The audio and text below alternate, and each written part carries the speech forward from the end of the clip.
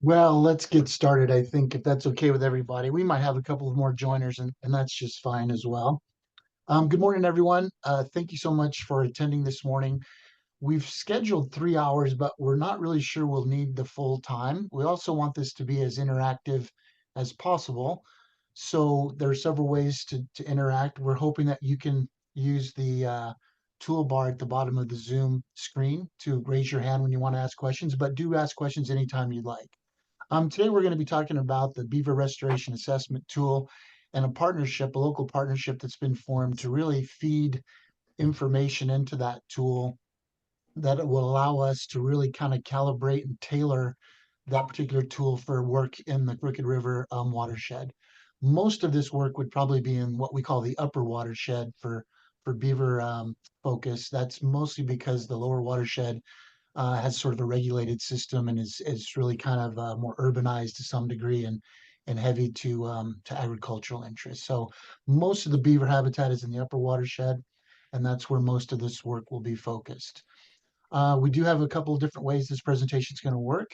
One of our key partners, Western Beavers, Reese Mercer, will be handling most of the technical information presented today around the tool itself and really the survey that we're asking you to join us in and kind of help fill out data sheets. We have an ambitious goal. We'll see how many stream reaches we can do this fall, but there's another opportunity to do some more stream reaches next year. In fact, we're planning for that, knowing that the bulk of the entire project will probably happen next year in some ways, only because we're running out of season. So let me back up and say there are several key partners in this effort. One of them is a key funder. It's the Oregon Department of Fish and Wildlife through their OCRF, or Oregon Conservation and Recreation Fund. They provided a grant to the Watershed Council to support this work. We also have funding from another key partner, Bonneville Environmental Foundation, and they actually serve a couple of roles more than just a funder. I think they're also a big regional connector, you might say, where they can bring other resources to bear to not only help this project, but to help others, that might want to take on maybe a similar mission for their watershed. So a really key kind of regional scale partner for this kind of work. I will let Reese talk a little bit about Western Beavers on her own, but I did want to welcome you to the presentation this morning. We're really appreciative of your future commitment to help us collect this data. We do want this to be good for everybody, so to speak, including the private landowners that we will be enlisting to survey their land. So we'll talk towards the end of this presentation quite a bit about sort of landowner interface and some of those sensitivity topics that we really want to emphasize. With that, I think I'd like to turn it over to Reese to walk through the agenda and then into the BRAT sort of the guts, the nuts and bolts, you might say, of the presentation today. Is that all right, Reese? Sounds good. Thanks, Chris. You bet. And just a couple of things on technical side. Last night I started having some problems, so hopefully we'll avoid any glitches in doing this. If we do, Melissa is our co-host with the Watershed Council, and she'll pinch it. It might be a little clunky, and if it is, please bear with us. And then also, Melissa, if you can monitor the participant room and let people in, that would be great. And then one final thing is that I'll also watch the chat, so if anybody has questions, feel free to put them in there. Okay. And then we are recording this. There's a handful of folks that won't be able to can't make this, so we want to record it and also have it available for you to view later. So let me jump into what we're going to cover today, which is just, we want to do a round of introductions with folks and kind of learn a little bit about you.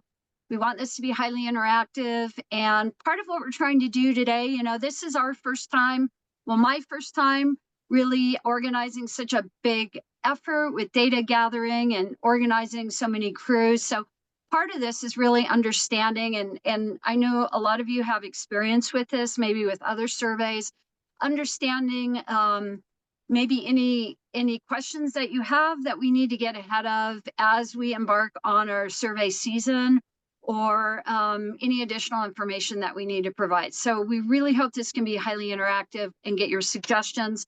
That's why we weren't sure whether, we have about 2 hours of materials to present, and we'll probably have some interactivity that would add to that. So we'll do introductions. We'll overview why we're doing this and kind of what it is. We'll go into data collection, and I really want to get under the hood on the forms and using those forms. We'll also be visiting that in depth next week in our first field day on Friday.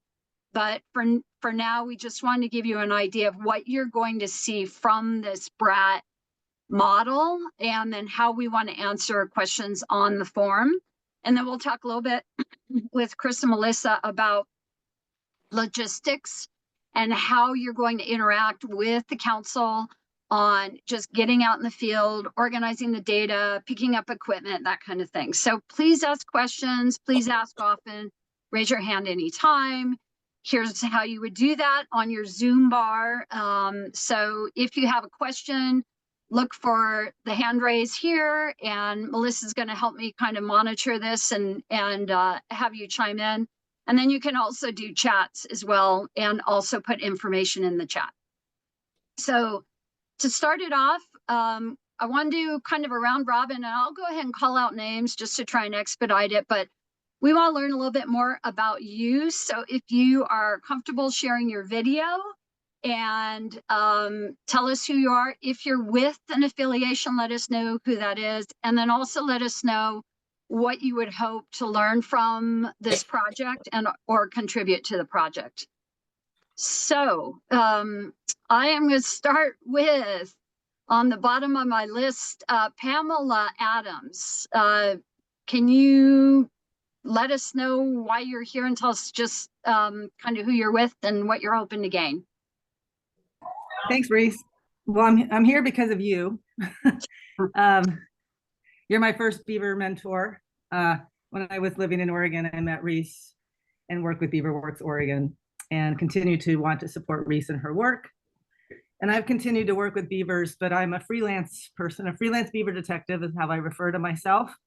And I run Beaver Insights, and I'm pretty much into monitoring beaver using non-invasive trail camera technology and just good old-fashioned being in the field. So I love being in the field. I've never done BRAT. I know a lot about it. I've gone to the beaver conferences, so I'm excited to actually bring in my field experience, knowing where beavers are. I'm pretty good at sussing them out just in my way. And again, wanting to keep them on the landscape, is the vegetation component's a big one that I'd like to learn. So I want to get good at doing like data input, and so I've never done that, and I'm excited to be here. Thank you for inviting me. Thanks. I'm in Thanks, West. Jesse, I'm going to jump over to you. Right.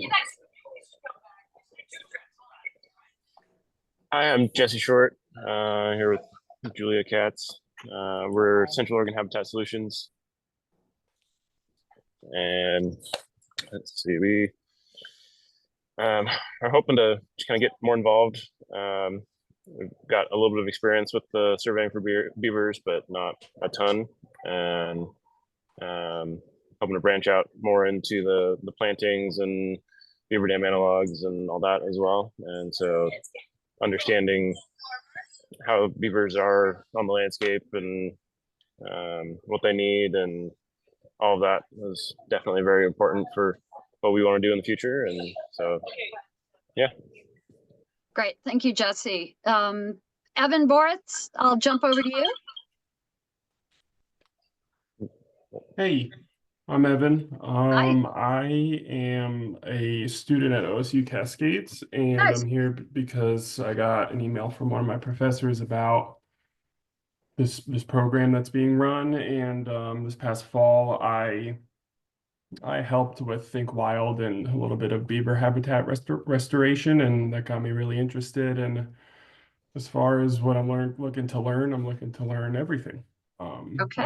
I just want to get some experience doing some survey work and in the field, and I just like to contribute some of my time. Great. Thanks for being here. Thank Allison you. Trout, can I jump over to you?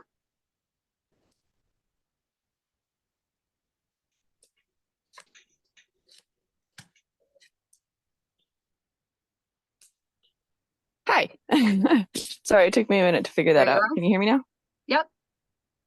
Yeah. So my name's Allison. I work at the High Desert Museum with a beaver. So I am here to want to learn more about beavers, and kind of I want her care to be like based on, what wild beavers need. And then also, I do a lot of interpretation about beavers, so I would like to be able to tell people firsthand like what conservation and how they can help. And also that's just part of. I also like want to be a part of conservation and helping beavers in the wild. Awesome. Thanks, Allison. Mhm. Hey, Bodie, can I jump over to you? Yes, can you guys hear me? Yeah. Okay, so I'm the project manager with the Crooked River Watershed Council, and I'm also the CREP tech for Crook County. So for CREP, I have to go out and do a SVAP, stream visual assessment protocol. So I'm out there doing stream surveys. So just seeing how I can help with landowner outreach and seeing if some of my stream assessments could also help with this tool. Awesome. That's great. Thanks, buddy. Yeah. Danielle Winchell? Hi, I'm Danielle. I'm a fisheries tech in the Ochos. I'm really interested in the data collection aspect of this project and learning more about how beavers impact our watersheds. And I also do stream surveys, so I'm interested in correlating that as well. Great. Nice. You're working with Vanessa's protocol? With American Beaver Survey Activity? no. No. Okay. Yeah. Yeah, there's a few out there. So, okay, great. Thanks for being here, Danielle. Thank you. And then Rylan Duster. Hello, yeah, my name is Rylan. I'm a senior at OSU Cascades. I study environmental science and biology, and I have a lot of experience doing research and working in the field. I've worked in the Tongass National Forest in Alaska over the summer, so I have a lot of experience kind of on both realms, but not necessarily doing field research yet. So I really want to just get out and do some field work, and of course, just learn more about land management practices and how to create more sustainable ecosystems for species like beavers. Good deal. Thank you, Rylan. Gabrielle.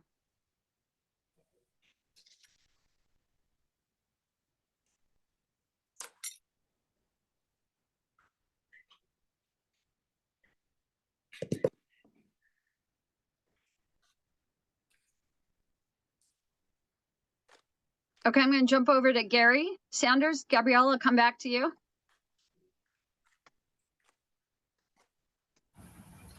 All right, I had to figure out how to do this. Hold on just a second there, Reese.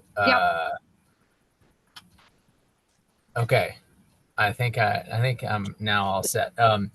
I am the district fish biologist for the Lookout Mountain District in the grassland of the Ochco National Forest.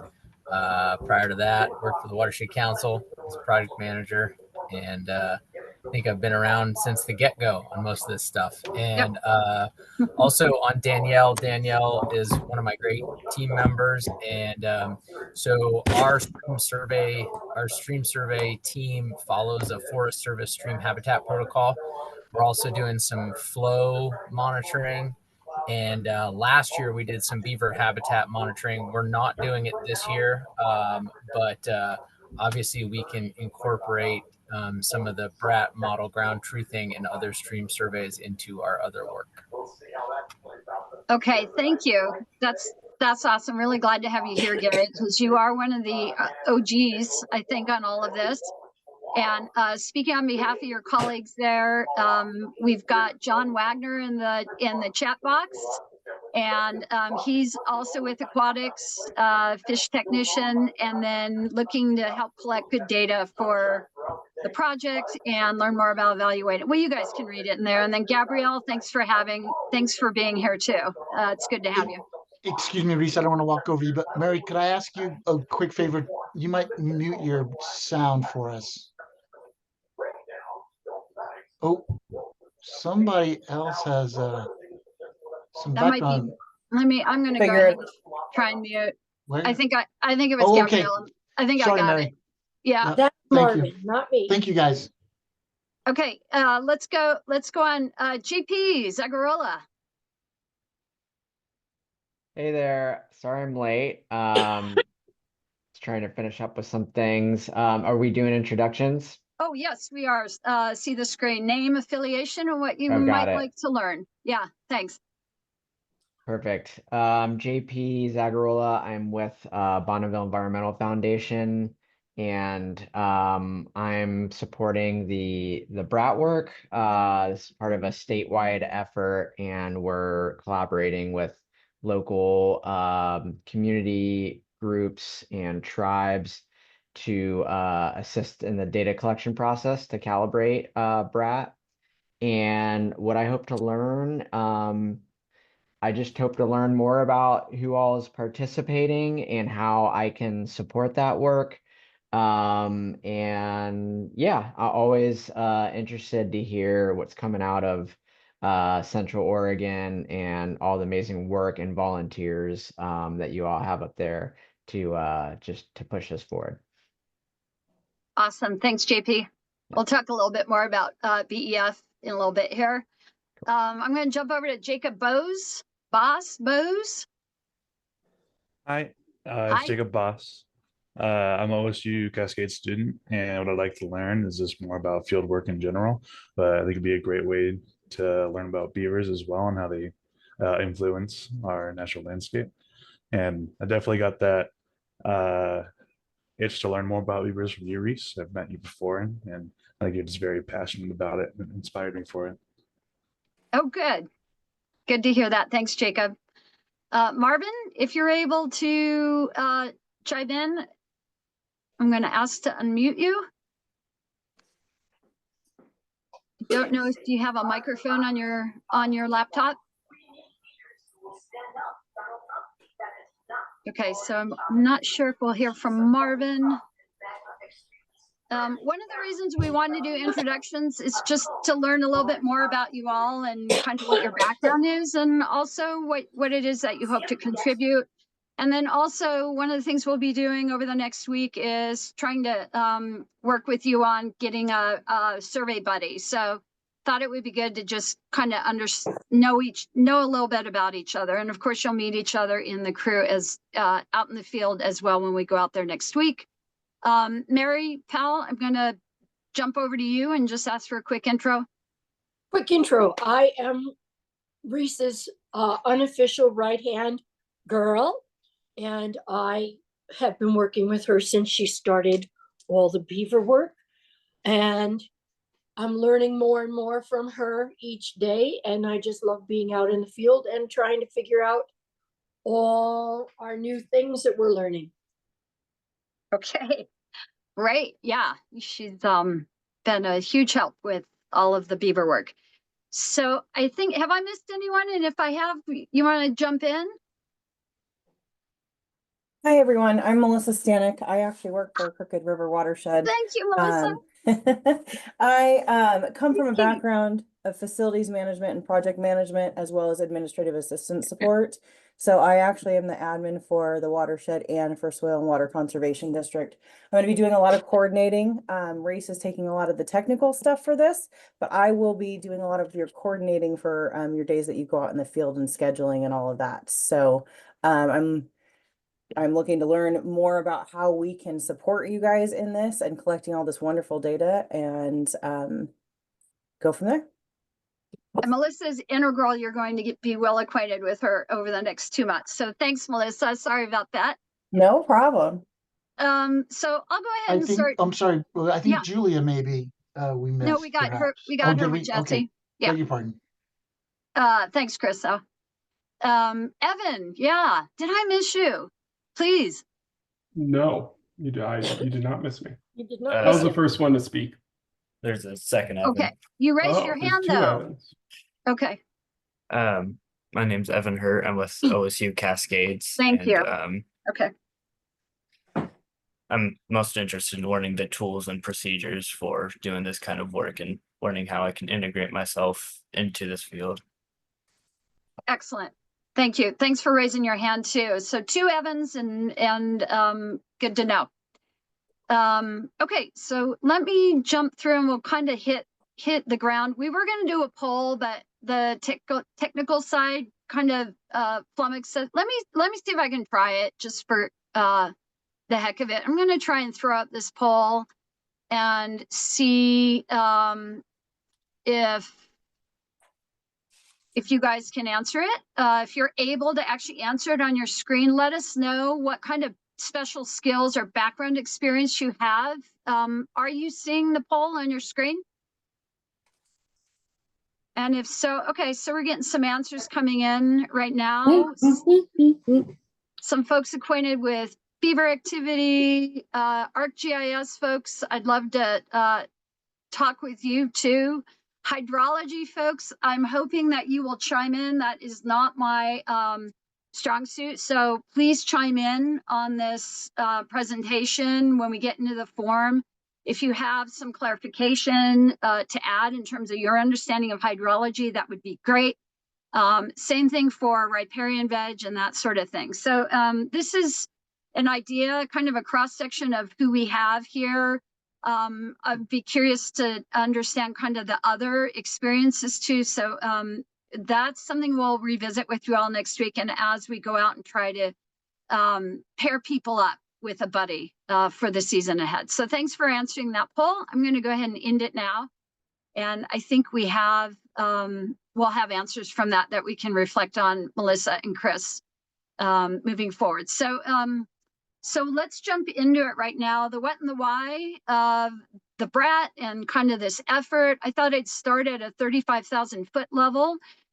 Just to let you know that there are a number of activities happening at an Oregon state level. ODFW has a 3-year beaver action plan that they've been working on. They're in the throes of it. They actually are really moving into some good information in terms of tracking where trapping activities are happening, and then also helping to support some of the activity surveys that are going on around the state using this protocol that is called the American Beaver Activity Survey Protocol. Gary and John and the Forest Service crew are familiar with this, but this is a pretty robust protocol to document where the beavers are, what kind of activity that folks are seeing on the landscape, and to start to really get an idea of distribution and the level of activity year over year. So statewide, there's a fair bit of beaver activity like what we're embarking on going on. At a local level, in the Crooked River Watershed, I mentioned that the Forest Service is doing the ABAS protocol up on Ochco National Forest.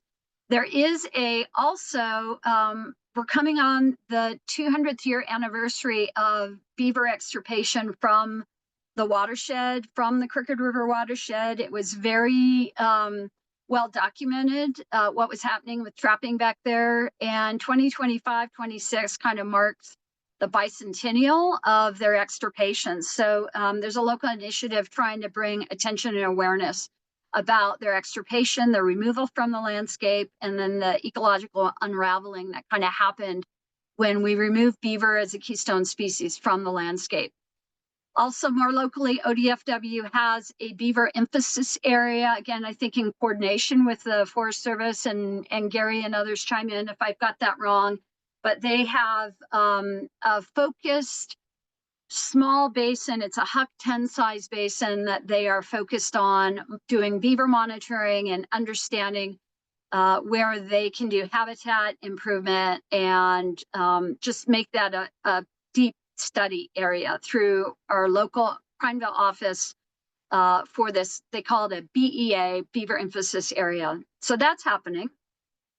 And then what we're embarking on, as Chris alluded to, is the notion of putting something together for the Crooked River watershed as a whole, and primarily the upper areas that are more kind of naturally managed, the upper areas above Bowman Dam and Ochco Dam, and then also including the uplands on the forest, but also the lower lands, kind of the in the valley, and the tributaries that go into the valley. So that is an objective that we have that will come out of all of this is to understand better what the geomorphology and the hydrology of the landscape looks like, and also current beaver distribution and populations in the basin, so that we can then start to put together a comprehensive and more strategic plan around developing further habitat potential and taking action around that. So I'm going to pause here and just take a little sip. So the goal for us here really is that beaver action plan, if you will, and the idea of how do we actually get more beavers to be more successful on the landscape and start bringing some of the good things that they do in those activities back to the lands, and kind of turning maybe our watershed into more of a water catchment, if you will, like it probably used to be 200 years ago, so that we can keep more wetted streams, more hydrology, and just all of the benefits that come with the activities that beaver do. And I really look at it this way for where we want to go in terms of doing this at scale is building connectivity for beavers along our main stem and then going into tributaries, so that we can really, where it's possible, where there aren't a lot of conflicts with infrastructure or operations, that we really, in the present day, in a conventional sense, that we really can help these guys to be more successful and repopulate the landscape. So that's what it might look like at a watershed scale.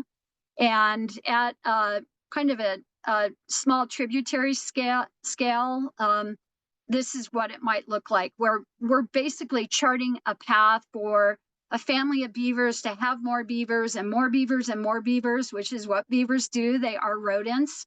To chart a path through our work in stream restoration and habitat restoration, that those beavers can then connect to other territories and other reaches and be successful in those areas. So really, how do we do that in a thoughtful way that prioritizes our resources for the highest and best use is the goal with all of this. So where do we start with all of that? And thanks to JP and Utah State University, we do have a model that will get us part of the way here, which is called this BRAT tool, the Beaver Restoration Assessment Tool. This was originally, I think, sort of conceived almost 10 years ago. You can see here the original paper, research paper that they put out on this was from 2015. So we are using this tool, and through JP Zagarola, who you met earlier with BEF, we are able to work directly with the originators of the tool. We're working with Wally McFarland here, and the idea is that we want to make this tool better. We want to have it reflect and give us good intelligence at an ecoregion level, sort of the Blue Mountain region, but also more specifically our Crooked River Watershed Council or Crooked River Watershed. We want for our data collection in terms of the vegetation we see, in terms of the hydrology and the geomorphology of the riverscapes that we see. We want all of this to really reflect what's happening at a local level, not at a Washington State West Side level. So what we're doing here with this effort is taking a national data set that has been run through Utah State University, and they're calling it localizing it or calibrating the data set by getting folks out into the field on the ground to ground truth or verify what we're actually seeing in the field and on the ground. The idea being that if we get a good sample size for all of this, that we can apply it in its entirety to the broader watershed, which I think, Chris, is something like on the order of 12,000 total stream miles. So it's a lot of area to cover from just a handful of practitioners, broadly speaking. So this tool will help us to identify those stream reaches that really might provide that connectivity to start establishing beaver habitat is sort of how I'm looking at this tool. And what is the capacity of these riverscapes to actually support dam building? So that's sort of just a really high level overview on BRAT. We are following the BRAT conventions for data collection, and that's what we'll jump into here in a bit. And then we are also revising and kind of what would I call it, rejiggering, if you will, with the Utah State University team. We are working on the protocol that makes sense. So some of what you see today may be a little bit, haha, thanks, Gary. Beavers and the cricket do not follow the models when it comes to activity. So I think the important thing for us with BRAT, Gary, is really the geomorphology and the hydrology, and that is a building block for this, but I think it's the other things, it's our own observations, and we have a methodology that we'll look at, and it looks a little bit more like Vanessa's survey protocol to understand really what kind of activities are we seeing. So these are, I really see these as kind of two different layers, if you will, for understanding where we need to go with all of this. But thanks for that comment. And going back to BRAT, the other appeal about BRAT is there is an online, freely used, kind of open source platform where the results will go that most stream restoration practitioners can access. This is an example of what they have for the Upper Crooked. You can see the Prineville Reservoir over here. And you can see, like, this is a work product from this model, which, as we've mentioned, needs work. So, and we are embarking on that work. So it will give us an idea in different areas of the watershed what the capacity is for dam building. We're not saying there are beavers here. We're not saying that beavers have the conditions they need to be successful. For example, veg is a really big challenge for us here, as I think a lot of us recognize. So it is not telling us that beavers could move in day one, and that's not how we're using this tool, but it is saying in terms of the shape of the stream and the hydrology of the stream that there is potential for dams to exist in these areas. And that's really what a large part of what we're trying to solve for with this. So jumping back over to kind of the broader scope of this calibration effort, if you will, I did want to just borrow a little bit from Bonneville Environmental Foundation and let you know that they are running this at a statewide level. They are embarking on this. And JP, if you have anything to add here, please let me know, or if you all have questions about the statewide initiative to calibrate this BRAT model, definitely raise your hands. But here is an idea of where they are so far and kind of some of the other areas within the state who are also embarking on the same process with us. So the light green areas, these watersheds, are areas that they have already done this approach, the ground truthing on these lands, private and public lands. So we've been really lucky. We've been able to borrow from their activities a couple of years ago and build on that. So thank you, JP, for doing a lot of the front end legwork or the hard stuff for us. And so we're borrowing from that and we're localizing it here in the Crooked River area. At the same time, I think over the coming year, the Grand Ronde will also be embarking on this, as well as on the coast, the Wild Salmon Center, Midwest Watershed Council, and then also the Wetlands Conservancy. So we're not isolated here in this activity, and we'll probably have a lot of learnings that we'll all be sharing with the other regions. Anything to add there, JP?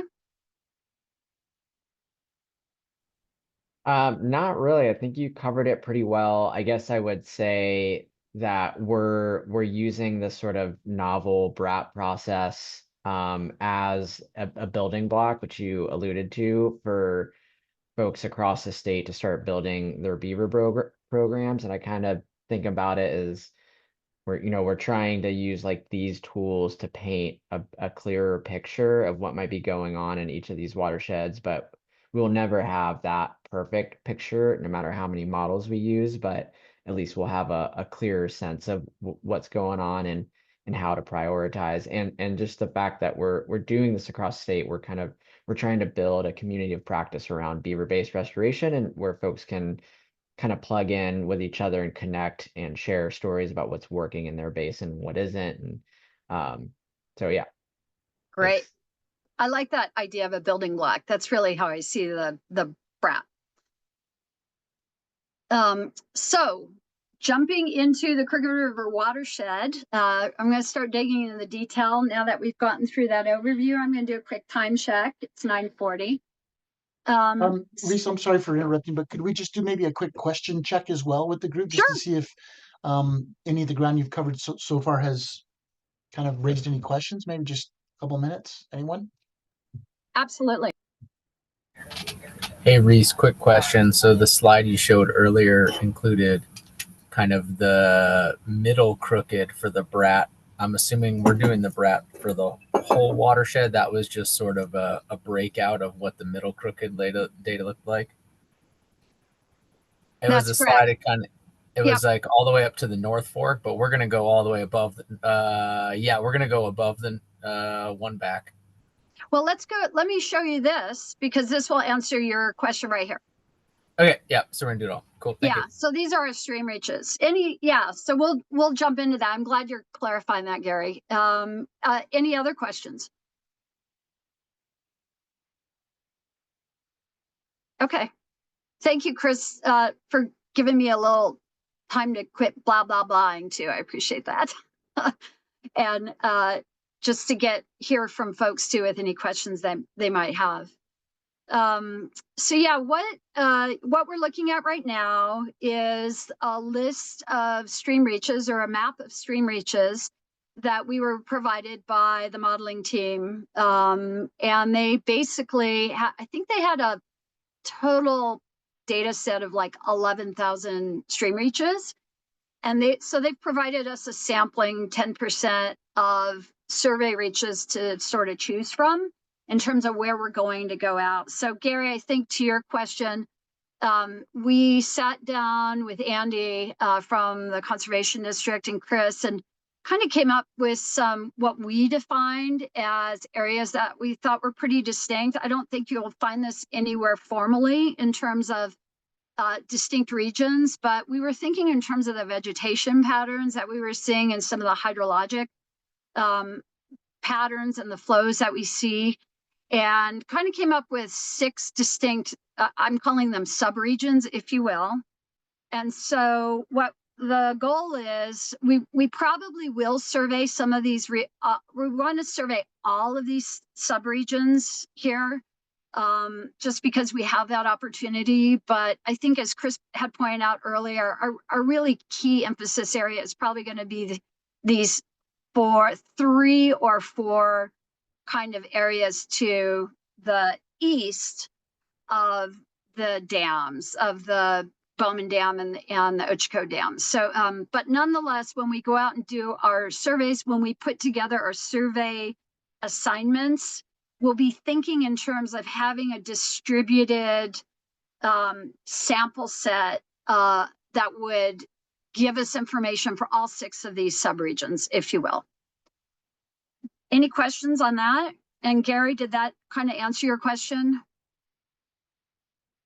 Maybe I could just add one quick follow on. In that lower Crooked River, Gary and others, I'd mentioned earlier that that's not necessarily a big target point. If you look at a lot of the blue dots are actually along the main stem crooked, and that would be sort of the areas you probably wouldn't expect a lot of beaver activity, at least not in any kind of short term sense, given it's so regulated and highly developed. However, in that same lower crooked, we have some key tributaries. Mackay obviously would be one that we would want to sample. So I didn't mean to I guess, imply that we wouldn't sample at all in that lower cricket. It's just that there's a kind of paucity of good sites that would represent, Right. what we would all understand as true beaver habitat. So that's a little clear. Thank you, Chris. Okay, so of these reaches, we are not doing all of the reaches. Our goal this fall is 200 reaches, and it's a pretty ambitious goal. It would mean that we would average, each crew would average when they go out about 3 reaches per day. And that we would have, between all of us and all the different crews, we would be able to fulfill about 67 survey days. So among all of us, we were able to commit to doing 6 crew days or 6 survey days out in the field. It feels like we could potentially accomplish all these reaches. So that's our goal. And let me just show you a little bit of how the sausage is getting made, because I just want you to understand kind of on the back end what Melissa and Chris and I are looking at. When we look at this, would be an example of how we are prioritizing and the thought that is going into the assignments that we provide you. So this is the list that JP and Utah State had provided us in terms of all of those stream reaches. We're breaking them down by sub-region, and then we're also trying to get kind of a band of, what is the proximity to the Crooked River Watershed Council office, and get an idea of, is it close? Is it going to be easy road access to get to some of these reaches? Is it going to be a little bit more difficult where we might have to travel, like on those eastern sub-regions, we might have to travel a little bit longer just to get to our survey site, or even when we really go east in the really upper Crooked areas past like Paulina, which is definitely an important area for this effort. It might take us about an hour to an hour and a half to get out into the field. So we are looking at all of that. We also are looking at trying to get, because a lot of this, if we're able to achieve 3 surveys or 3 reaches within a day, we want to make sure that we're not spending too much time on drive time between those reaches. So just so you get an idea of kind of what the thought that's been going into this. And then what we're doing is creating, and this is sort of a straw man, if you will, creating assignments. And so the assignment would be like, here's what we think that a survey crew could be able to tackle in one day if they go and tackle these 2 reaches out on Sanford Creek. So you would stop by the office, and we'll talk about this a little bit later in the logistics section with Melissa.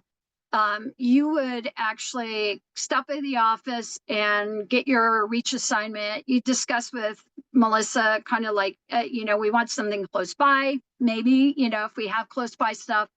And, a lot of this is just going to be developed over time and with your input. But the idea of it is that we've got assigned reaches that you would go out and visit. And the important thing here, because as much as possible, we are going to try to address private lands, and that is taking a lot of coordination with landowners. And we really want to make sure that we've got a good protocol with them to let them know when we're coming out and when we've left the property. So this is kind of how the sausage gets made. What you'll see is something like this with a map and a little bit more information about the property itself and what to expect at that reach. Any questions on that? And we'll go into this a little bit more in a little bit. Okay, so yeah, I talked about a little about this before. So looking for 6 field days from everyone. We're going to ask you to pair up with a survey buddy. We are going to ask you not to pair up with a friend or somebody that has the same experience as you have. We really, as much as possible, want to try to get some complementary skill sets. So if you have strong veg, and that's why I did the poll earlier, if you have strong veg and botany skills, but you don't have good device skills, or maybe you haven't been doing this very long, we really want to pair you up with somebody who's maybe a little bit more seasoned and maybe who's had some landowner interactions. or has some C's or maybe hydrology. So we're going to ask you to pair up with someone that maybe has a similar schedule in terms of getting out in the field, but then also has complementary skill sets, so that you can learn from each other and that our survey crews can be as diverse in the knowledge that they're bringing to these efforts as possible. So we'll deal more with that next week when we do the in-field training, and actually ask you guys to think about who you want to buddy with, so that Melissa has a really good idea of, okay, Jesse, you're buddying with Marvin, and that, you know, that's the crew, like crew 8 or whatever. I'm not exactly sure how that's going to all look, and I know the Forest Service probably has experience with that. We'd be interested to learn from you all if that's the case. And then you are going to decide on the best survey dates to get out in the field with your buddy. But the important thing will be, I think, Melissa, we're asking folks for a week kind of advance time so that we can do the landowner outreach, let landowners know that you'll be coming out. That's, you know, going to be the a level of complexity for our private lands. It's just, there's a lot of coordination that's going to happen. And so we want about a week's lead time to know that you're going to get out there on such and such a date. And we're going to kind of learn this workflow as we go. But I think we have a pretty good idea of how we're getting started here. And we'll go into more details on this next week too. So we don't have everything 100% refined and figured out yet, but I think between now and next week, we'll get a pretty good handle on how it's all going to work, and welcome input or suggestions from you all on that. And then if you get all of your 6 states in, you're going to get this cool sticker. This was artwork originated by Utah State University, and hopefully, JP, you've got that in progress, and we're going to I think it might be something like, I survived my 6 days or something like that. I'm going to pause there. I'm going to get a quick glass of water. And Chris, do you want to take any questions or kind of facilitate any questions that folks might have? Just, I need 1 minute You to bet. grab Yep, some yep, water. yep. Yeah. I can sure take the helm for a couple of Okay. minutes. Keep the ship on track. Does anybody have any broader questions, any curiosity questions? I'm thinking maybe some of the OSU students that are with us in particular might have some bigger picture questions. We welcome all shapes and sizes, so please don't be shy. I think it's worth also emphasizing, while you're thinking about a question, perhaps, that the council's role really is to support Western Beavers, BEF, as was mentioned by JP, but also really to support you guys more than anything else as our surveyors. So if there's anything we can do for you outside of what we thought we could do or expected to do, please don't be constrained by what we sort of expected or thought our limits were. Push the boundaries if you need to make sure you get the support you need to be successful. Reese, are you all ready yet, or I'm you good. still need? Okay. Yep. You ready to jump back? My little refresh. Yeah. Thanks for saying that too, Chris.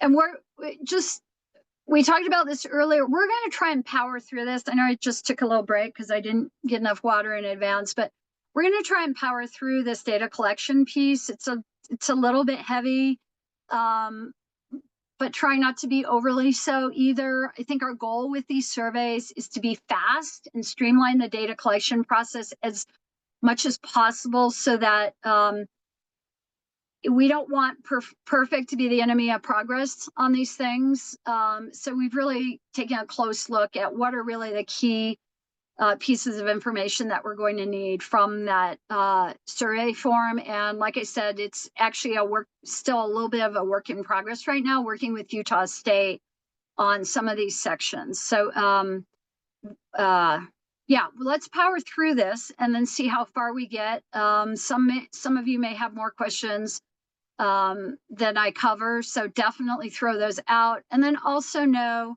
too that we'll cover a lot of these in the field next week with our equipment in hand. So we'll actually be using the forms next week in the field, but I thought it would be helpful to try and get us oriented on what we're looking at before we go out there. So I'll go ahead and give you kind of an orientation on Survey 123, and I'm still new to this as well. I shouldn't say I'm new to it, but I don't use it very often, so I've got a lot of learning myself around all of this. But it's pretty straightforward, and I think they've done a pretty good job with the design. So I'll just kind of leave it at that. So when you get into the form, and again, we'll work on this next week, what you're going to see is, I don't know, there's like 8 or 9 sections here. And all of these where the carrots are all have drop downs. So I just want to give you kind of the broad overview of the different sections that we're going to be asked to collect data on. And a large part of this is the devices will be GPS enabled. So we'll be getting waypoints on a lot of the information that we capture. And then we're also asking you to capture photos as well along the stream side. Don't take photo of everything, but what you're seeing. That way, if you collect data and we need to kind of understand it more, a photo will always be helpful. So these are the 8 or 9 basic areas, and we'll go into each one of these different sections. This is what you'll see, and this is what you'll select to get into the form. And then at the very beginning of the form, just basically who you are, date and time. By default, it's going to tell you the date and time, so that's pretty easy.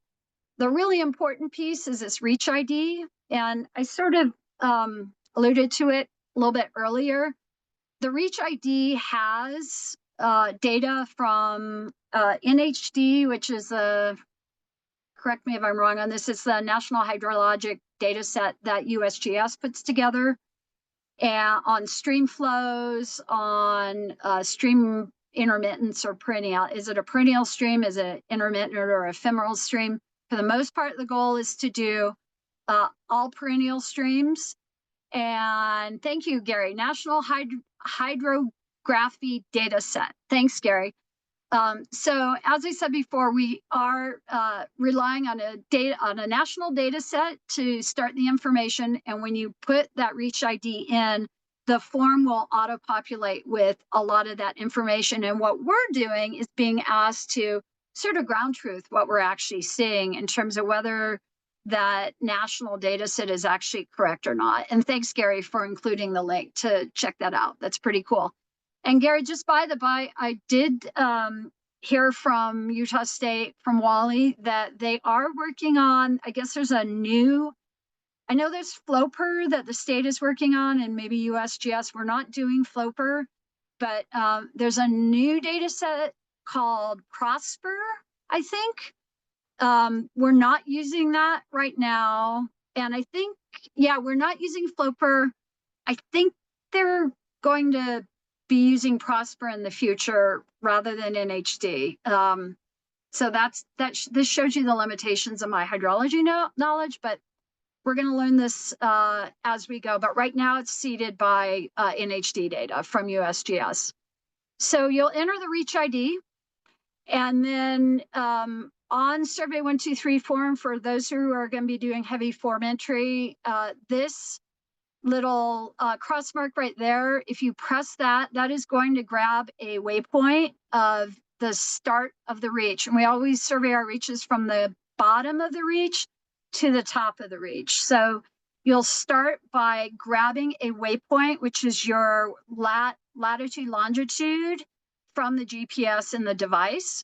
And they're also asking us to grab a photo as well. And we can add a couple of photos just by hitting that plus button. So when we grab those photos, it will also take a waypoint of the photos. Yeah, so that's just kind of marking this is the start of our reach. The next part of this is, I had little circles here to help guide us. The next part of this will be dam counts. And for those of you familiar with the American Beaver Activity Survey protocol that is being done up on ONF, we're not going to get into the details around the size of the dam or the height of the dam, or even, I don't believe we're going to get into is it a past dam? Is it a current dam? Is it, let's see, historical, current, and recent activity? I think we primarily want to know, is there a dam there? We want to, and so if there is a dam, we want to capture every dam that there is. So we'll basically, let's see, I think there's also one of these waypoint things. So we'll say, yes, it's here. So we'll hit that button, and then we'll also upload a photo.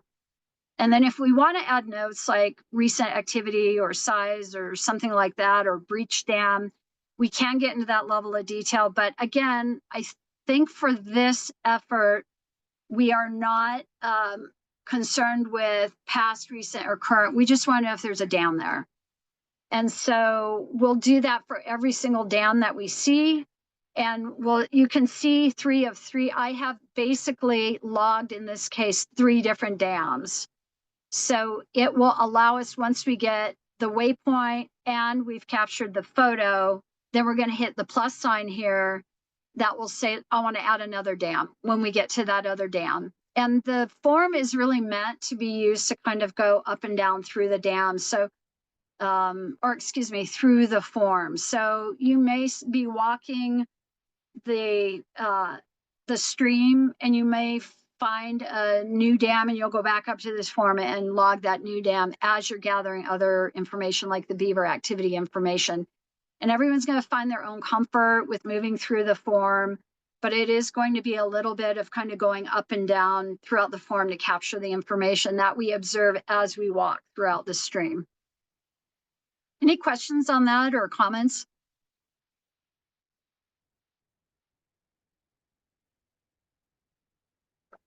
Okay. So, and then, for example, this field here, enter in the total number of dams observed. So this presumably is something, I would think the form would be able to add that up for us, but I guess they are asking us at the end of doing our survey reach, they are asking us to actually confirm and count. So you may want to have, just some kind of a ticker, or you can just pull the number from here, assuming you just log every single dam that you encounter.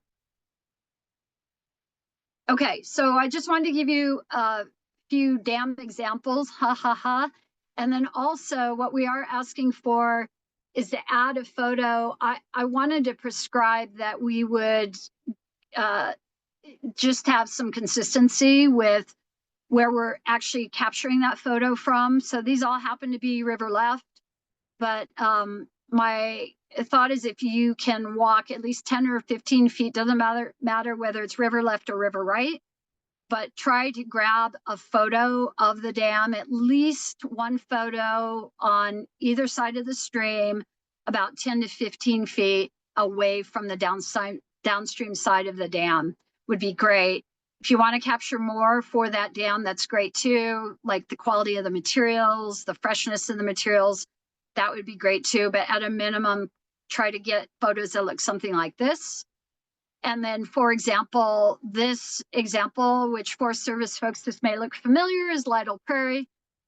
We want to log all of these dams, not just one dam or clump them into 3, because this really helps give us an idea of the level of activity, the level of beaver activity that's happening in here. And dam building is a investment in energy and resources that beavers do when they plan to stay around for a while. And when we start seeing more and more dams on the landscape in a beaver area, that tells us that that site is trending upward in terms of beaver occupancy and making investments in staying and investing in that stream reach, which is what we're looking for here.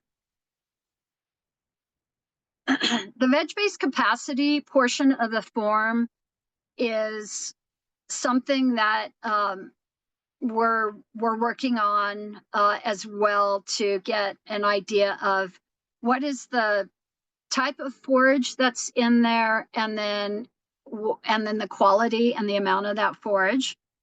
And so they are asking for this information from us at two different measures. The first would be a 30-meter buffer. So that's really looking about 100 feet either side of the stream to say about 90, more like 90 feet, to say how much riparian vegetation is in that section. So this is generally considered to be kind of the ideal safe harvest area where beavers can retreat to escape cover into a pond. They don't like to leave the body of water where they can escape from predators. And so they tend to focus their foraging activities to just as close to the stream as possible, but oftentimes they'll go out a little bit further if there's more preferred vegetation at those longer areas. So we're looking for, and I'll show this in the next slide, we're looking for your sense of, you know, how optimal is the vegetation at this site within a 90-foot or a 30-meter buffer on both the river left and river right sides of the stream. So that'll be captured there. And again, I'll show that in a minute. But then also, we want to get a sense of the upland areas. So we're looking a little bit beyond that buffer because beavers will extend out to other areas. We want to get a sense of that, what's happening outside kind of that safety zone or that traditional harvest zones, if you will. So we just want to get an idea. Are you seeing a lot of sage, juniper, aspen, those kind of things, and trying to document that. But I'd say this is really one of the key ones here is the streamside vegetation. And let me jump into, oh, sorry, this is actually right now how the form reads in terms of the drop down and how we might answer this. So is it unsuitable? Some of these places where we'll be surveying, they might be grazed by livestock or elk. So maybe just totally unsuitable and suboptimal for beaver streamside vegetation. Invasive riparian species, there's some spots over on Bear Creek that have heavy reed canary grass and nothing else grows in there. That might be a good example of it's really barely suitable. There is veg there, but it's not suitable veg. Alder can be a good construction material for beavers. It's not generally a preferred food, at least in this area here. I think it has too much tannins, although parts of the alder, sometimes they will eat, but it's not as beloved and preferred as the aspen and the willow and the cottonwood. So for those of you who are acquainted with all of this, I think we are looking more closely over the next week at how we qualify, whether it's unsuitable, suitable, or preferred. So know that we may do some adaptations in how we define each of these labels that we put on these. Sorry, and then we're going to want to grab a photo of these as well. Gary, please jump in. Scouts have them. Do you have any preference on photo organization or consistency? So like on our stream habitat surveys this year, we've started doing photos when we do a shade measurement, and the consistency we're doing our photos is we do a clockwise starting with an upstream photo. So we'll do upstream, then river left, then downstream, then river right, and we get the full like 360 degree kind of overview. So I'm okay either way. I just maybe it's something you guys can think about between this week and next week. It does add to your data that you're collecting, so we're doing 4 photos basically every 10 channel units, and our channel units are a little different, but so it can be anywhere from every 40 feet to every 400 feet. But that's something for you guys to think about, so we get some consistency in photos for you guys. Yeah, I love it. We probably wouldn't do that frequency, but it probably doesn't make sense. I mean, if we're doing 300 meters, maybe we, get a couple of shots, because that's the question of, some areas were going to be highly eroded or barren, and then some areas within 300 meters might have more veg. So thank you for that. That's great. And we'll give that some more consideration. And maybe JP, you and I can work on that too, in terms of defining that. Yeah. And yeah, JP, I see your comment there. That's great. So yeah, so stay tuned on that. That's really helpful, Gary. Thank you for that. And then, yeah, this is just the next slide. We'll give a little bit more guidance when we go out on day 2. And then the other thing that we don't have on here right now, and I'd like to try to get a little bit more explicit, and I think we might add this between now and next week, is to get a sense of how much of our preferred beaver species, if we have a place like a Lytle Prairie, there are a few places that look like this in the watershed, unfortunately, but if we have a place that we know is really densely covered in preferred forage, I'd like to try and have some kind of a drop down. And I realize there's some gaps in here. So I don't know what those are going to look like in terms of coverage, but some kind of a quantifier or qualification as the amount of food there really is. And we just want to do this in a really coarse way.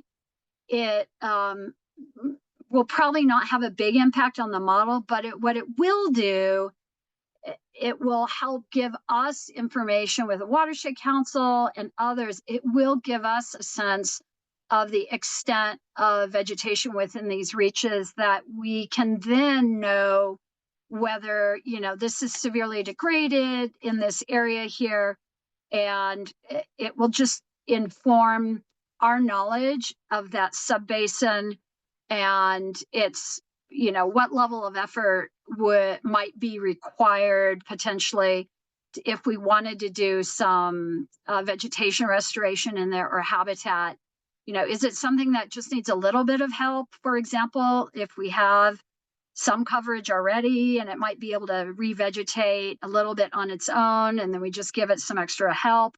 Or is it something that's really just been maybe grazed or had activity on it for a really, really long time, and it's just going to take a much larger effort? So I don't really have this isn't perfect right now, but just know, especially for those of you who have done this before, that we are going to try to get at this coverage question between now and next week and provide some guidance on that.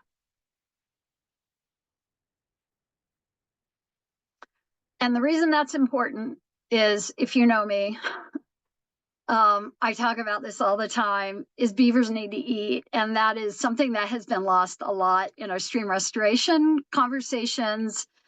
We talk a lot about getting structure in the stream, but we have not paid as much attention to the food piece. And beavers need a lot of food. They need, it said, about 5 acres of food in a half-mile stream reach at about 70 to 80% coverage if we want them to stay there and persist long-term and baby build and have dispersers and have kits.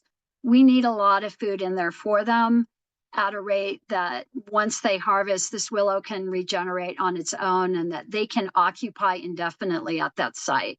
So again, getting kind of an idea of what's there right now is going to be one of the goals with this. Okay, looking at what's called combined capacity, and this is where I would ask our hydrologists in the room to chime in on this and maybe help me with some of these definitions. I think I have a pretty good idea of them, but if you have anything to add, I invite you to do so. So basically, this combined capacity looks at 3 elements of stream geomorphology.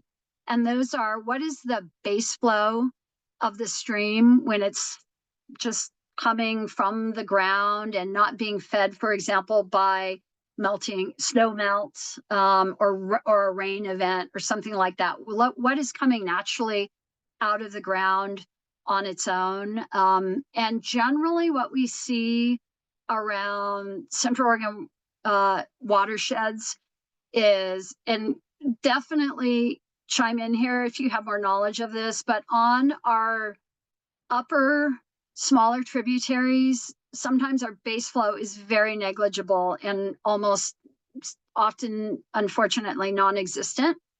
What complicates this is we do have managed streams. So we have reservoirs, for example, where the water is being held for irrigation use, and it gets released at different times of years that are unnatural. So one of the elements that we'll be adding in here with Utah State into the form is to identify if this is a managed stream. So do we have irrigation and water withdrawals that are coming off this stream, because this doesn't account for that right now. So we will be adding that so we can understand that better. But these three areas that we are going to be focused on with this combined capacity section is this base flow of stream power. And I have flagged here that these are auto-populated. So when we put that reach ID number in on the front of the form, it's going to pop up with these three areas. So the base flow stream power, the annual flood stream power, and then the reach slope, because steeper reaches usually means faster reaches. So these three areas will auto-populate, and then they are asking us to just identify, is there actually a stream flow in the reach? And then what does that stream flow look like? And the reason this is important is because beavers won't dam during high flows. They can't. But often they'll dam during low flows. So later in the season when the flow is low, but then when the high flows come in the following season, the dams get washed out. So really understanding the relationship between the dams that are in place and then what we're seeing with the geomorphology and the hydrology of the system is where I think the BRAT can really give us some good information.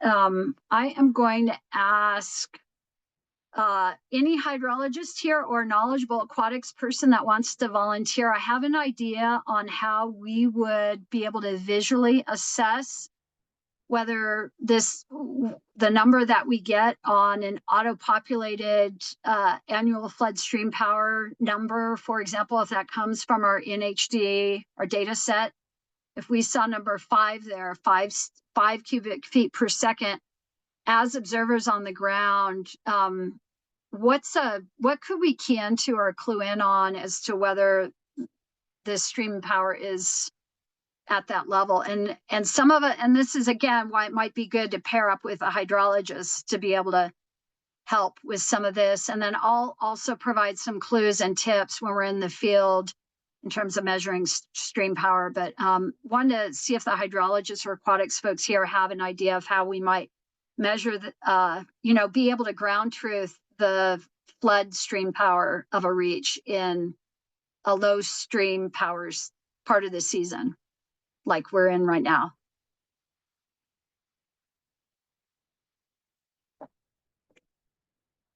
So my, Cool. Yeah, all right. I see that. yeah, Gary, Reese, go. Yeah. I don't know how No, detailed you I want to don't get, know, but one you're not staying on thing puppy watch to we miss do in that. our level 2 surveys is relationship of bank full depth to base Okay. depth. Great. Thank you. Yeah, something to think about. And maybe it's something you go in after all the stream reaches are done and you go into some subset of that. I don't know. You have to have tapes on the ground, and so it's not super easy, but it is Right. something that we do. Okay, I may try to follow up with you on that too, or maybe ask you if you're out there next week to help us with that. The other thought I had too was just looking for debris that might be racked up on the floodplain, just to get a sense of how high is the debris above the floodplain. Often is something I key into as well. JP, would you, maybe you've got, cause you've already done this work out there.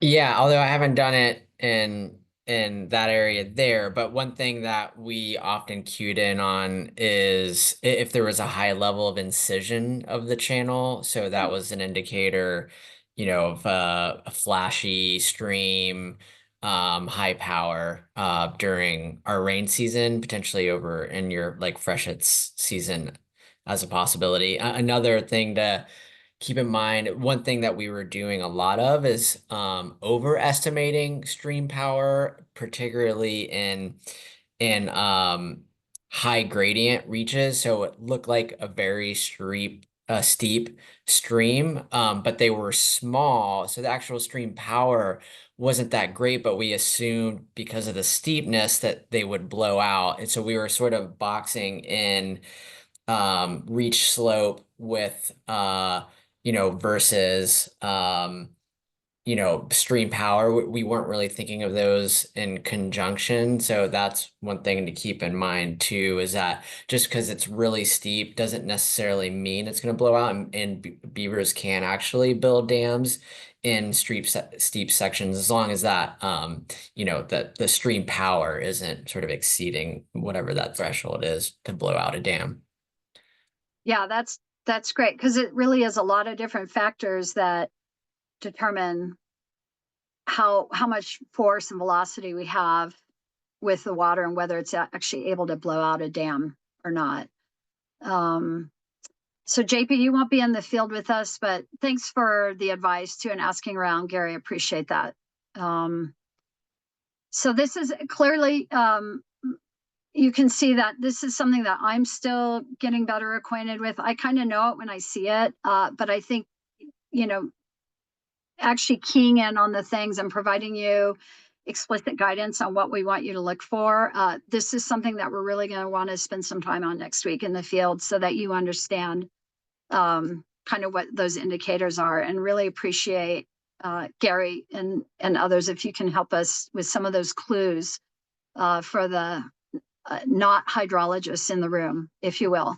But again, as JP sort of alluded to, what we're really trying to ground truth, if you will, with all of this is, and this comes a little bit from experience, and again, partner with someone who's maybe done some of these surveys before, if you haven't, but we really want to get a sense of if there are dams in this reach, is there going to be high stream power in here, either because it's a narrow channel, it's an incised channel, or because it's a really steep reach slope? Is it likely that the dam will blow out entirely, that it might sort of blow out or breach? And I'll spend more time on that in the field. I'm not going to do it today on what the differences is between a breach and a blowout. Or is it possible the dam might be able to persist and stay in place after those high spring flows, and then the beavers, and if there's enough food around, the beavers might come back and actually repair those blowouts in once the waters start to slow down. So this is a sense of what we're trying to solve for with this combined capacity reach. And I think the reason they call it combined is because we are looking at really three different components in here. And this section works in concert with the next section. And I see a hand raise. Oh, sorry. Here's some of the, on the drop downs, here's some of the responses that we're going to get, that we're going to add in here. Can a beaver build a dam in here? Can they not build a dam in here? And what might be the reason why they can't build a dam in there? And this is where we're really, it's going to be subjective. And you're going to be using kind of your own kind of idea of things, of what that should be. But hopefully we'll develop a little bit of an eye for that.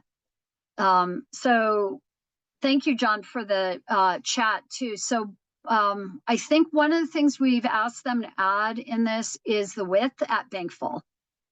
So we don't have this in here right now, but we thought that would give us a good idea too of velocity of stream power as well. So thanks for sending that over. And yeah, this is a little bit of a work in progress, and hopefully we'll talk better to it next week when we're actually out in the field. And we are going to see a few different examples of all of this when we go out to the field. We're going out to Bear Creek, which has a few different examples of geomorphology and hydrology in there, and beaver activity that we'll be able to observe and get an eye for. I'm going to pause there. Any questions on this? And thank you for the great answers too from you all.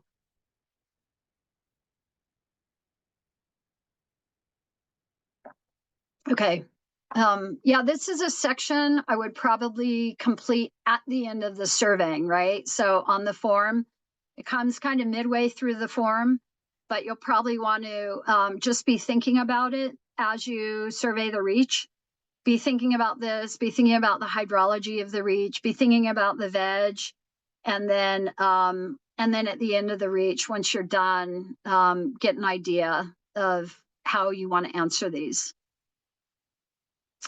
This is just a good example. This is actually the Crooked River, which gets flows of anywhere from 3 to 4 to 5 to 6,000, or I think are pretty typical CFS. This whole bank will get filled up in the springtime. But what beavers do in July and August, when there's barely a trickle of base flow, is they'll go in and build these dams. Unfortunately, these dams will breach, and you can even see they're starting to get a little bit breached with all of the flow. They're not, they are ponding some water right now, but there's more water that's just totally passing through. So unfortunately, this dam will probably go away in March or April timeframe when the snows start to melt, which is good. We're gonna have more water on the landscape. I think I saw a chat. Awesome. Thank you, John, for adding those. I'm going to download those. So again, on hydrology, I just wanted to give you kind of a quick overview of what I know in terms of just water power and force and that kind of thing.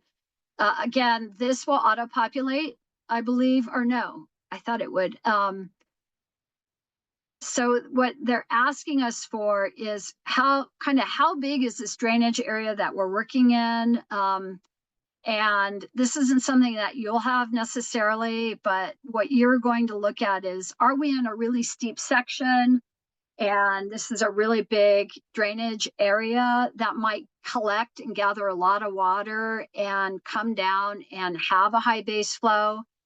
And so I want to give 2 examples of what a drainage area is. This would be a drainage area. I don't know which creek this is, going into Prineville. And you can see this is a 19 square mile drainage area. So, there's a certain amount of water that's going to come in. Some other things will happen in that water. Some of it will sink in the ground. But this gives us an idea, if we're standing at this point right here, that we're going to collect rain and water from everything up above us, 20 square miles above us, versus another example would be down here in Silver Lake. This drainage is 277 square miles. So when I stand right here at this thumbtack, the water in here gets really, really high and severe because it's gathering from such a larger, bigger, broader drainage. So again, this isn't something you're going to know necessarily out in the field, but we're going to try to get a sense of whether dams could be built in here, and that they could stay at base flow or otherwise, and that they could actually be able to persist or be repairable at the end after the high seasons come. So this hydrology section really works a little bit in concert with the combined capacity. And admittedly, as you can surmise, this is my weakest area with all of this. So hopefully we'll all get better at it together. Thank you, JP. So that will auto-populate the answer. Thank you, JP. Awesome.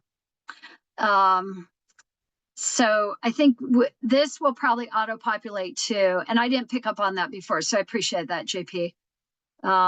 So that should give us an indicator. And then I think there is this opportunity over here, for us to kind of validate, yeah, we think that is correct or it's not correct, is what they're asking us to do. Anything else on that very clunky delivery of that section from the experts in the room? Okay, excellent. All information that will help in making the stream power decisions. Thank you, JP. Okay, beaver activity. This I can speak to. This is a section that's currently under review with Utah State. It is designed to move us quickly through the reach without getting bogged down and doing a whole bunch of measurements, but that we could do like a visual inspection of the reach that we're surveying.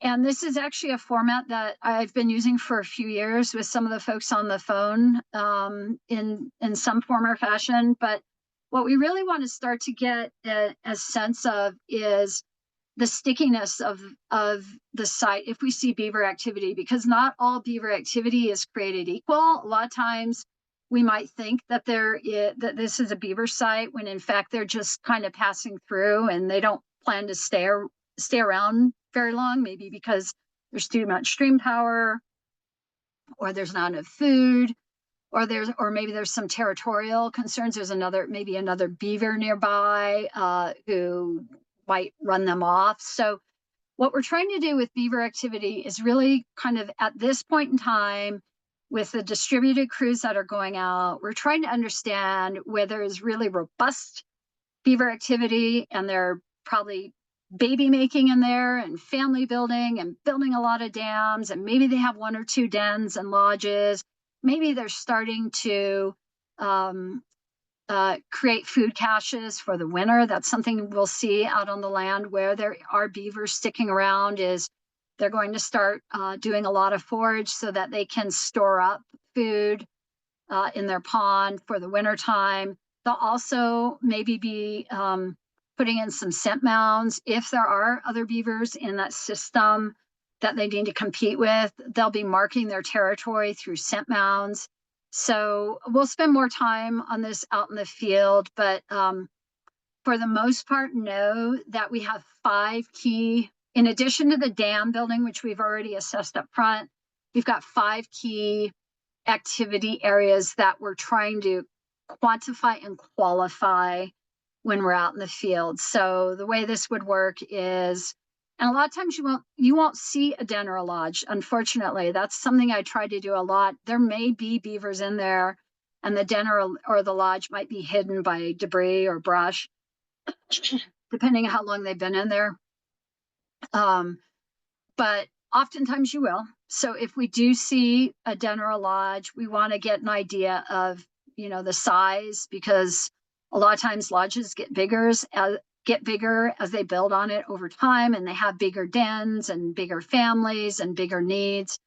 So we want to try and qualify or quantify that. And then we might want to check off too if there's been maintenance on it lately, if they're getting ready for winter and we see that they've got fresh sticks or fresh mud on there.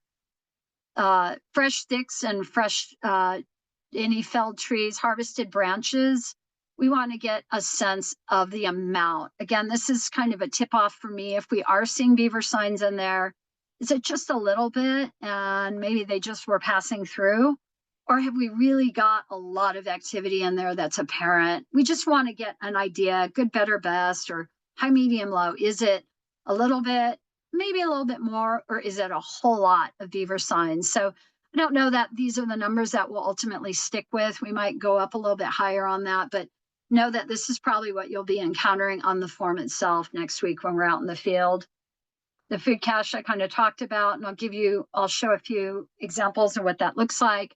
And then those scent mounds, I've got an example as well. And then the fresh feeding benches are really important for me to understand if we see a lot of feeding benches, because usually what they'll do is they'll take their food to one place or maybe a couple different places.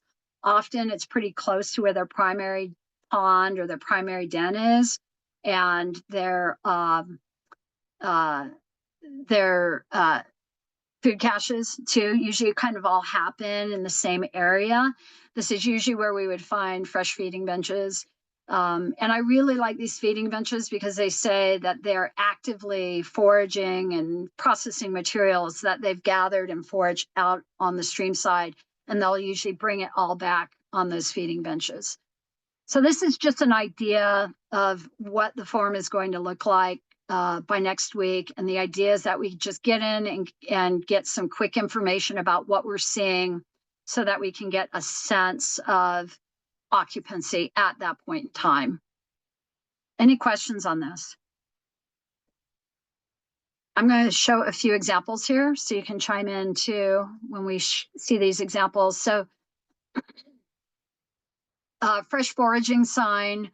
This is where they have been eating sedge. You usually see that in summertime. I don't think we're going to see a lot of that where they eat the bottoms of the sedge or maybe any aquatic veg that's in there.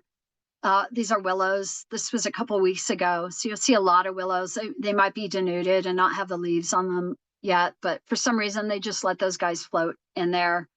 I took that up above an incised channel, which is why it looks so funny.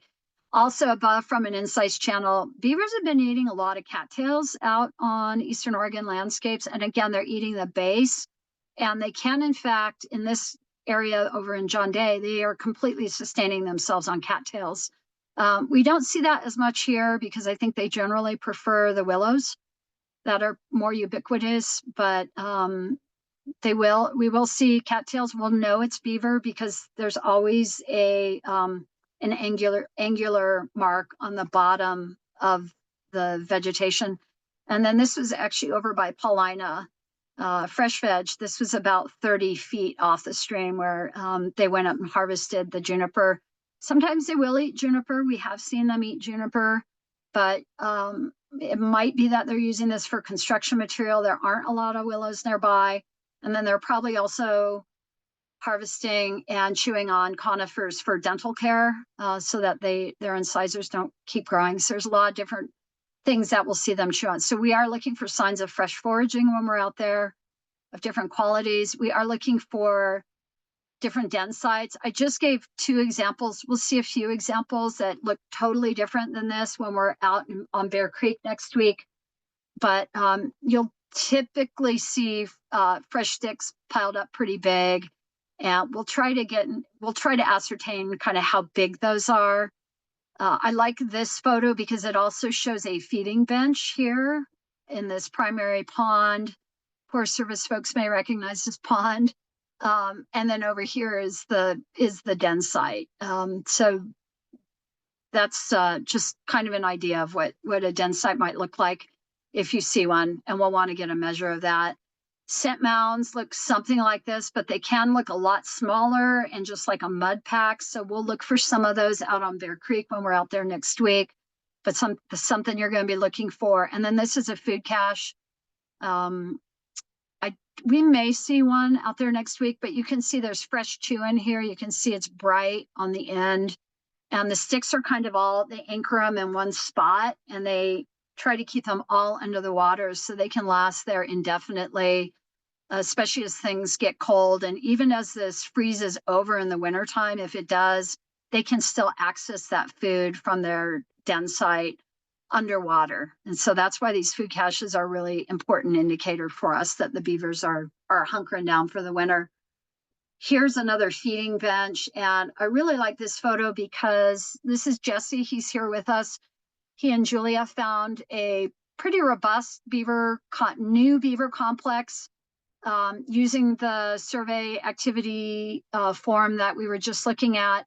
And as a result of that, it gave me an idea where to go back out and put a camera. So this was from a couple weeks ago. You can see that there's been quite a bit of activity in there. And in fact, I think I shared this video in one of the emails. This is ultimately what we're trying to identify and understand. This is a kit, and I think it's either a subadult or an adult. It's probably an adult beaver, probably the parent of the kit in there. So Again, knowing if it's a robust beaver site, that kind of says, this might be an area that we want to learn more about the beavers that are in here and do more kind of long-term monitoring of their activities and understand kind of how big their family sizes are. So we're getting close on time. Chris, I'm getting ready to hand it over to you and Melissa. It's 10:40. I'll just finish up here on hydrology. Already talked about. This is an area where we can talk about incision if on the channel characteristics and just identifying if it is incised, how incised is it? Is there are we seeing bedrock on the reach? And even are there log jams present on the reach? So that's kind of the last area that will be observing in here, and we're going to think in terms of like an average. We're not going to be able to get those intermittent points throughout the reach, and then we'll probably be wanting to scroll back up on the form to capture some of the combined capacity information that we were asked to or that we were presented with earlier. And then we'll want to finally just say, okay, I don't think we need to enter the reach length. I think that will figure that out for us. But we do want to identify, yes, we have surveyed the whole reach. And then because you might get caught early or you might need to go home or something like that. So let us know if you aren't able to survey the whole reach, let us know there. Mark it like you did before and then get 4 photos. And I really like the idea that Gary suggested, and we'll create that protocol, probably adopt that exact protocol where kind of in the middle of the stream or close to it, and we get, 4 different viewpoints of photos. I think that would work really well. I'll run that by JP, Wally, and see if they want that much data. Okay, so I think that's the kind of the crux of JP. Thank you. We'll see you. You're probably gone. Protocol idea. Thank you, John. Would beaver runs on land be included? I'm not sure what that means. Pamela, can you I just expand on? Yeah, can you hear me? When you look and you see where they might be going up, on the bank somewhere. I mean, those are pretty, sometimes they could be another species like otter. But if you see an area with like a food bench and some ascent mound or other things you want to notice, like a run, if you can see where they're moving in and up on a bank, that's pretty regular run. Or sometimes even on the bank where you see they're sliding up and down. A beaver slide. Yeah. I appreciate you asking that. That is on the form right now, but in my mind, we're going to see that debris in the stream. Yeah. So if we're seeing a lot of fresh debris in the stream, it's kind of a given that they've gone somewhere to get that. And so I am not putting that on here as something we need. So yeah, thanks for asking on that. Just again, trying to get just the essence of information in there. Now that could change in time as we test this out and try it out and see how valuable it is right now. But for now, we're going to leave that one off. Any other questions? Okay. Chris, Melissa, I'll go ahead and drive if you want to take it away. Yeah, no, thanks. That sounds great. We only have a few more things to cover, and I appreciate the patience everybody has exhibited today. I think there probably will be some more questions that might come to your mind later, and that's fine. Do just let us know by email, probably to Melissa or Reese, primarily, in terms of other questions that you might have that come up later. In terms of logistics, we did want to break this section into a couple pieces. I wanted to let Melissa start us off with maybe what is going to be the more key part of this for you guys as surveyors. Again, we want to support your work out there, and I'm going to let Melissa describe at least one way we're going to do that. Thanks, Chris. Hi, everybody. So this is going to be a little bit complicated at first. I'm going to need lots of feedback from you guys. But what I am envisioning is having you guys check in at our office before you head out for the field. And what I will do is I will already prep some reach assignments for you, 2 to 4. I will make all that the landowner contact. You'll have all the notes. You'll have something similar to what Reese has on the screen. As far as like what the assignment is, your focus, what the reach IDs are. But I'm also putting together go bags that have some safety stuff in there, as well as your tablet, your boot brush, things like that. So I'm gonna have you guys stop by the office here before you head out. And I know that we're only open Monday through Friday, 8 to 5, but what we'll do is we'll work on an individual basis what you guys need for your schedules. And I'll probably be sending out some emails asking about your availability. I'm going to be working on hopefully partnering you guys up with some interns as well. And I'll probably have volunteers pick up those bags rather than the interns, since they're in, most of them are in Bend. And so yeah, we'll have you check in here, and then we'll have you drop bags off here to me as well, and check in with me to make sure I know that you guys got back safe. So I know that was a lot in a short amount of time. Thoughts, questions? No. Okay. Email And I me think if you guys have questions. we'll probably cover some of this next week too, because we'll Yeah. meet at the office to start, so they can get an idea of, yeah, what we'll have to work with. Right, and that actually reminds me, Reese, because next week I will also have like volunteer forms to be filled out if you haven't already filled those out. And then I'll have a field manual as well, kind of some do's and don'ts, and hopefully some laminated examples in case you run into any issues with your tablet, and some Right in the Rain pads and things like that for you as well. Awesome. I'll go ahead and advance it. Chris, I think. Right. Well, thank you. Yeah, and thank you, Melissa. That was good. I think we might get some questions from some of the volunteers and the survey crews, and that's fine. Again, we welcome those. We want to make sure we're covering all of your needs, even the ones that we might not have anticipated. So we do invite you to continue that.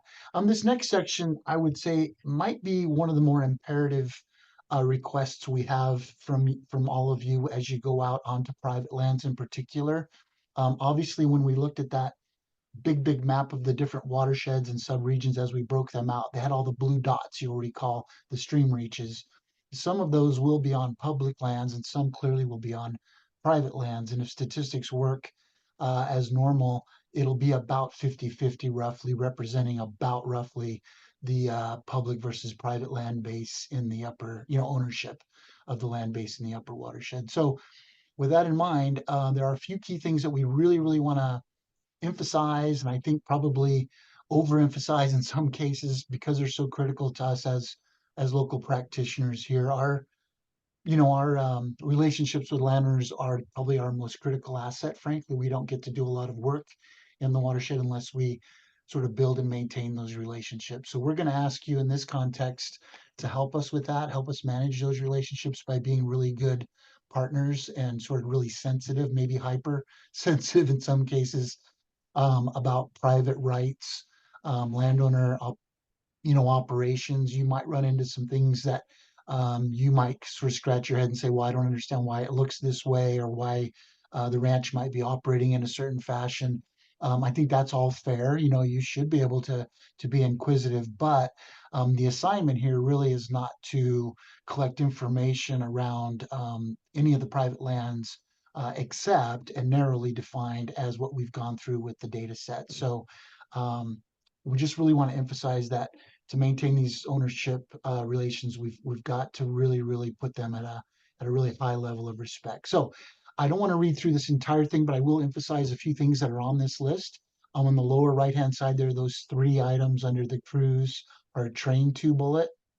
We do want to make sure that you take a moment to clean your shoes and perhaps the lower end of your jeans, those kinds of things, your pant leg, where you might pick up some perhaps weed seeds, things like that we don't want to transfer from one landowner to the other. So that's why we ask you to do that.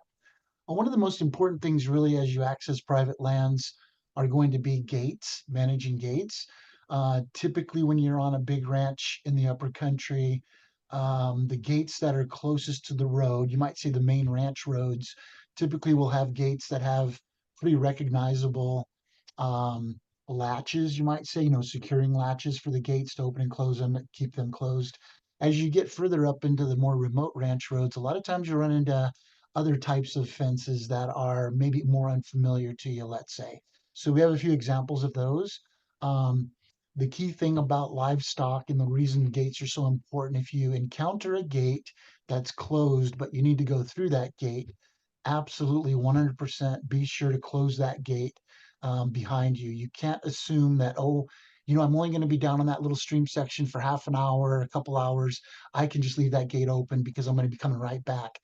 Please, please never make that assumption because we never know where the ranch might have animals, and those animals are in a location for a reason. So we do not want to gum up, you might say, or confound operations at the ranch. So above all else, please respect gates. If you run into, and we'll show you some pictures of this here in a minute as well, but if you run into livestock, and especially livestock that might be kegged up or gathered up around a gate that you need to go through, we'll talk a little bit about those scenarios. Some of those are a little tricky and frankly can be maybe some of the more dangerous sort of situations that we would not want you to put yourself into. So on the right-hand side of this panel, before we leave it, and we will here shortly, is the 4 bullets in red. Just kind of pay attention to those. We are going to send this presentation out to you all, and I would ask you to review this section when you get it on your own, just to make sure these points and principles are really driven home as deeply as we can. And I'm sorry to emphasize it this way, but I'm trying to make the point that these relationships are above all else the most important thing we do. So again, when you're talking about landowner interactions, respect their privacy, don't take pictures of their operations or their livestock or their watering facilities or maybe the old barn that's fallen down. We're really there to take photos and document the stream reaches in the context of this BRAT work. So do please just respect all of that. If I would say you had a special interest in the old barn that might be falling down, let us know. I think that's fair.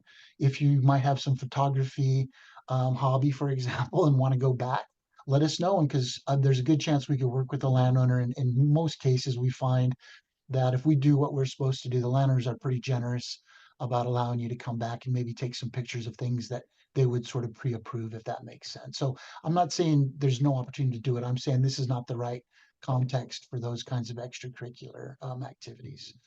We're interested in any feedback through the entire season. So if you run into situations that we haven't described properly or haven't anticipated, please do get back to us. We'll help you address any concerns or issues or opportunities that might come up for you. I would say in closing almost that one of the more important, well, really there are 3 most important things you can do to be successful for us on this adventure. Number 1 is take care of yourself. Be safe out there. Make sure you return home safe and sound, no bruises, that kind of thing. Number 2, please be very careful and meticulous in the data collection. And Reese walked through a lot of detail. I assume we'll be learning a lot more next week. And I think it's going to become easier and easier as you begin to fill out the data sheets when you're actually seeing things on the ground. It's always a little tough in the context of a presentation like this, but I think things will become more clear when we get you out on the ground and put the forms in your hands. The third thing, and it kind of just reemphasizes what we just talked about, is this landowner piece. So we will be successful if we hit those 3 things: your personal safety, really good data collection, and a high respect and successful interaction with the landowners. I can't remember, but I think there are a few photos we wanted to go into, Reese, Yeah, just to show you guys a few examples of kind yeah, of what you might encounter. So again, this is a kind of an example of a fence that you might see a little bit deeper onto the ranch. Maybe you might say like a secondary ranch road. They can occur anywhere in the ranch, but I'm just telling you, typically these barbed wire fence type gates, or lay down gates are sometimes called, are going to be a little bit more typical as you get into the secondary ranch roads. These, if you've never seen them or never operated one, can be a little tricky on the first go. But take a look at these pictures if you've never encountered these kinds of gates. They're really pretty rudimentary. There are a couple of tricks to operate them, but I think once you've opened 1 or 2, you'll be professionals in no time. Now, there are a number of other types of gates that you might encounter, some of which we can't even predict, because I will tell you one thing about ranchers, amongst many others, is they are very creative in how they secure their gates. So you might see all kinds of custom latches, custom locks. The one common denominator you will encounter is most all gate latches of any sort, any kind of method, are designed so that the animals themselves cannot open the gate. So sometimes you might have to, in the more creative ones I've seen, you might have to kind of push your hand or your finger up into a slot, that kind of thing, and move a little lever, and that can sometimes move the latch. So we will work with you. If you run into a gate and you're just, you know, there's just no way you feel comfortable going through that gate because you're not sure you can maybe put the gate back, you know, close the gate behind you. I would say look around to see if there are options to either go over the fence or through the fence. Be very careful. We're not suggesting that this is a first preference. It's probably your last preference, really. But you might find yourself needing to do that if you're not comfortable in your ability to reclose the gate. So just want to make that point. A couple other pictures we might show to give you some other ideas of other things you might encounter.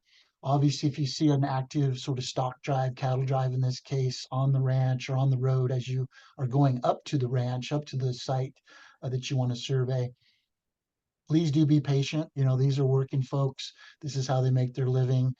Usually, a picture like this, for example, represented here, won't last but 10 or 15 minutes in terms of where they're moving those animals. They typically aren't going to keep them on the roadway very long. That's not their interest either. So be patient. Maybe just pull over, park, have lunch if it's the right time of day, have some Yeah. water. Take some pictures of the broader landscape if you want, you know, that kind of stuff. Go on a short hike, but please do be patient when you run into these kind of situations. We're trying to be really good neighbors, and we don't want to try to force them to move their animals faster than the animals want to move.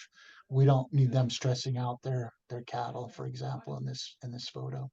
I think there are a Yeah, and couple more examples. Oh, go ahead, Reese. I'm sorry. yeah, I just want to chime in there. I think we want to show these examples because our interest in gathering the data and collecting the data is not there's value in that, but it's not worth the value at the cost of any kind of trust that we might break. And you know, the stressing out livestock, or you know, we need to work within this community and meet them where they're at, not, you know, we're kind of ambassadors for the Watershed Council and ambassadors for the beaver. And so if you come back and you're shorthanded because you couldn't get your stream reach survey in because you had to wait for cows or whatever the situation might be, we're totally fine with that. Like, don't, like, the very first thing is just to keep that trust and keep these relations positive.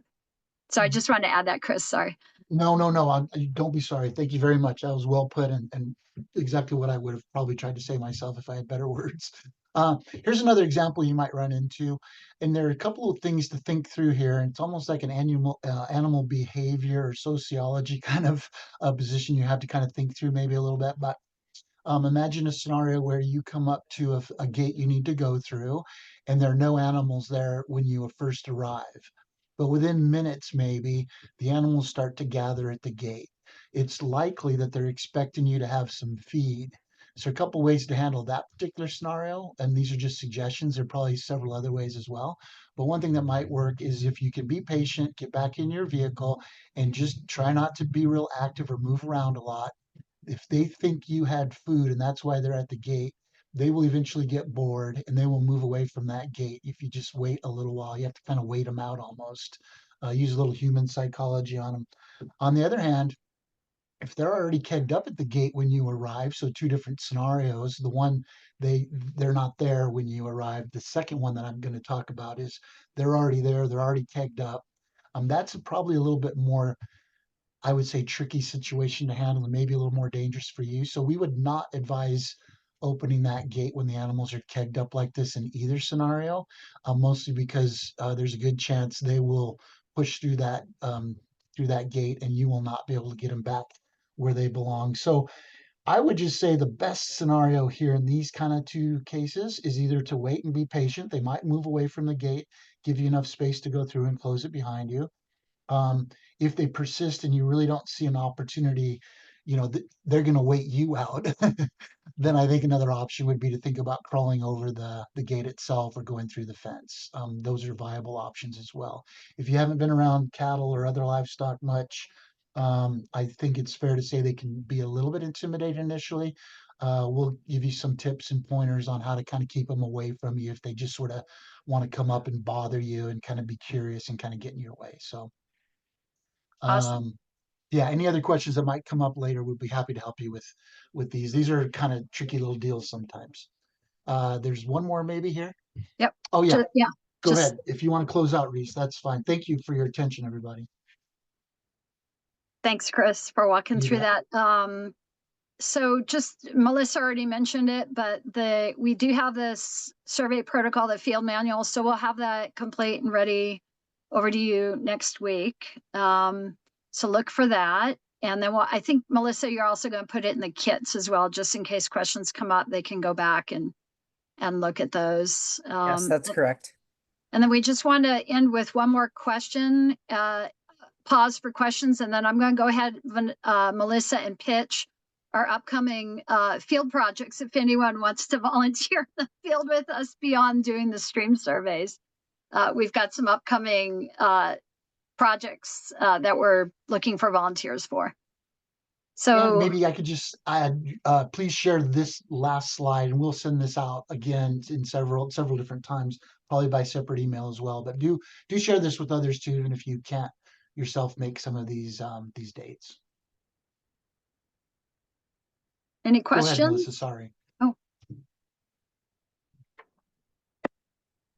I think if there's no more questions, we're ready to wrap up, right?